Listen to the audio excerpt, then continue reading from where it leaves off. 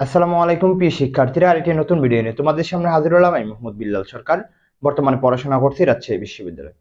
এই বছর যারা রাজশাহী বিশ্ববিদ্যালয়ে ভর্তি পরীক্ষা দিবে তাদের জন্য কিন্তু একটি আতঙ্কের নাম হচ্ছে বাংলা। অর্থাৎ বাংলা কি পড়বে, কি ছাড়বে, এটা কিন্তু তোমরা বুঝতে পারতেছো না। অর্থাৎ যারা বাংলার জন্য সাজেশন চাচ্ছ তাদের জন্য কিন্তু আজকের এই ভিডিওটা হতে যাচ্ছে, সেটা সকল ইউনিটের জন্য। এবং যারা রাজশাহী বিশ্ববিদ্যালয়ে এ ইউনিটের ভর্তি পরীক্ষা দিবে তাদের জন্য তো আরো বেশি গুরুত্বপূর্ণ। তো আজকে আমাদের যে বিষয়টা সেটা হচ্ছে যে রাজশাহী বিশ্ববিদ্যালয়ে বাংলা কি কি টপিক পড়তে হবে, বিশেষ করে বাংলা ব্যাকরণ যে টপিকগুলো রয়েছে যেগুলো থেকে প্রতি বছরে কিন্তু প্রশ্নগুলো আসে। তো আমাদের প্রথম যে বিষয়গুলো দেখাবো বাংলা ব্যাকরণ পার্ট এবং মুখস্থ পার্ট, এবং পরে বাংলা প্রথম পত্র নিয়ে কথা হলো, কারণ বাংলা প্রথম পত্র সবাই কিন্তু পারো, কিন্তু কিভাবে পড়তে হবে সেই বিষয়টা আমরা এখানে দেখানোর চেষ্টা করব। অর্থাৎ বাংলা ব্যাকরণ কি কি পার্ট গুলো আমরা পড়বো। হ্যাঁ, তো আমরা এখানে যে বিষয়গুলো দেবো বাংলা ব্যাকরণ পাঠ, প্রথম যে বিষয়টা দেবো সেটা হচ্ছে শব্দটা পড়তে হবে।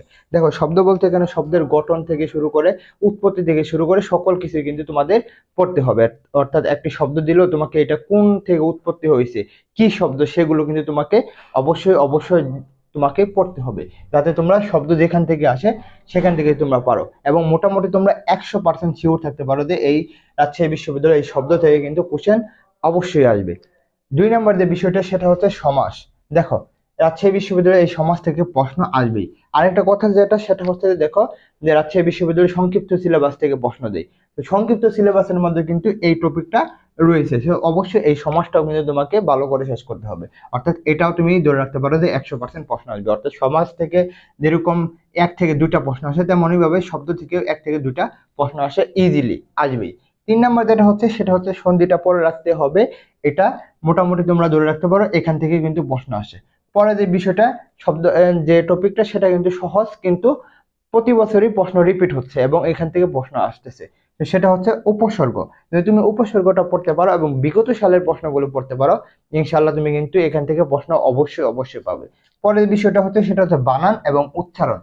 দেখো, বানান এবং উচ্চারণ থেকে তুমি ধরতে পারো 2 থেকে 4টা প্রশ্ন আসবে। অর্থাৎ তোমাকে বানানও পড়তে হবে এবং উচ্চারণও পড়তে হবে। কিভাবে পড়বে? অবশ্যই বিগত সালের যে প্রশ্নগুলো রয়েছে সেগুলো যদি পড়তে পারো তাহলে কিন্তু তোমাদের হয়ে যাবে আর কি। আর বলবো যারা নতুন রয়েছে অবশ্যই চ্যানেলটি সাবস্ক্রাইব করতে, কারণ তোমাদের একটি সাবস্ক্রাইব আমাদের কিন্তু অনুপ্রাণিত করবে এবং আমরা তোমাদের এগুলো ভিডিও দিতে আরো মানে মোটিভেট হবো আর কি।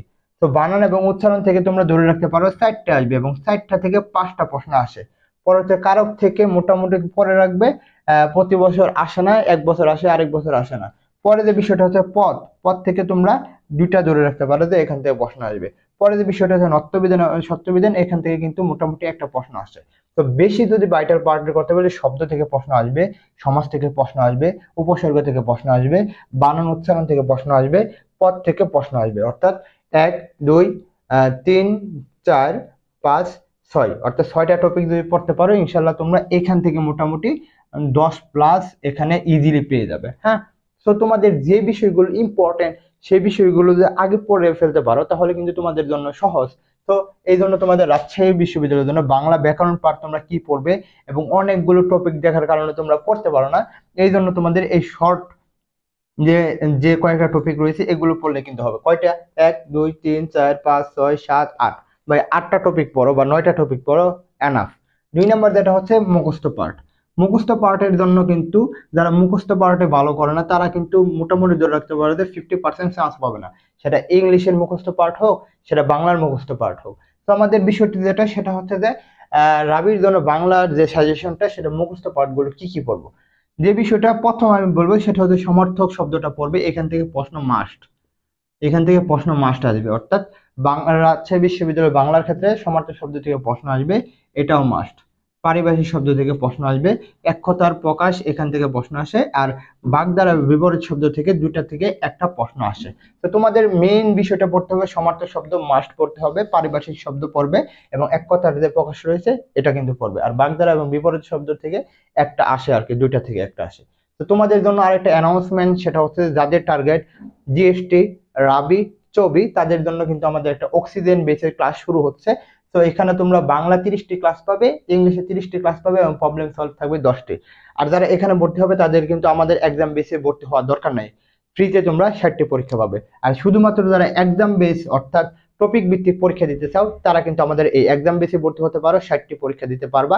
তো এই বিষয়ে জানতে হলে অবশ্যই তোমাদের যে কমেন্ট বক্সে যে দেওয়া থাকবে বা ডিসক্রিপশন বক্সে বিস্তারিত দেওয়া থাকবে বা স্ক্রিনে যে হোয়াটসঅ্যাপ নাম্বারটা দেওয়া থাকবে এই নাম্বারে আমাদের সাথে যোগাযোগ করতে পারো।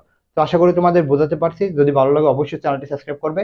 তোমাদের প্রশ্ন থাকলে কমেন্ট বক্সে ফেসবুক পেজের লিংক, এখানে গিয়ে আমাদের সাথে কথা বলতে পারো। এই বলে আমি শেষ করছি। আসসালামু আলাইকুম।